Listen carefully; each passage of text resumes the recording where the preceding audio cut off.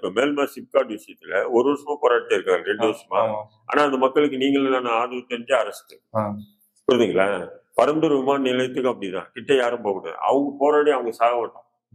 ஆனா நீங்க கேட்டா என்ன சொல்லுவாங்க, மற்ற மாவட்டங்கள்ல வன்முறையை விதைக்கிற மாதிரி பேசிடுவாங்க.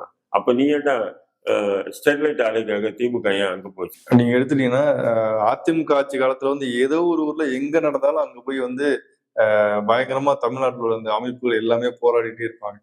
அங்க எந்த பிரச்சனையும் போராடுறதுக்கு யாருமே தடை விதிக்கணும். போராட்டமாவே பயங்கரமா இருந்துச்சு. ஆனா இந்த ஆட்சியில போராடுறதுக்கே பெரிய பெரிய போராட்டமா இருக்கு. ஒண்ணு இல்ல பிரபா, சிஏ சட்டம் கொண்டு வரலாம் இல்ல மத்திய அரசு. அது திமுக எல்லாரும் சொல்லுவாங்க, திமுக சிஏக்கு எதிராக இருந்தது இல்லையா, முஸ்லீம்கா இல்ல, திமுக எதிர்கட்சியா இருந்தான். அவங்க அரசியல் பண்றதுக்கு அதை கையில புரியுதுங்களா இல்லையா? இது என் சமுதாய மக்களுக்கு. ஆனா அந்த போராட்டத்தை அதிமுக ஒடுக்கல. கேளுங்க, ஆனா அந்த போராட்டத்தை இரவு பகலா ஒரு நாள் இல்ல 2 நாள் இல்ல மாச கணக்குல ஷைன் பாக்குகள் நடந்துச்சு. நானே கலந்துருக்கேன். நடந்துட்டு இருந்தது. ஒவ்வொரு இடத்துலயும் இது போன்ற திமுக ஆதரவு மட்டும் இல்லாம மதசார்பற்ற எல்லா சக்திகளும் பேசாத பேச்சுல அவ்வளவு பேசிட்டாங்க பாஜக. ஆனா கண்டுக்கவே இல்லை போலீஸ். புரியுதுங்க, சில இடங்கள்ல மட்டும் சில பேருக்கு வழக்கு போட்டு விட்டாங்களே தவிர யாரும் பேசுறது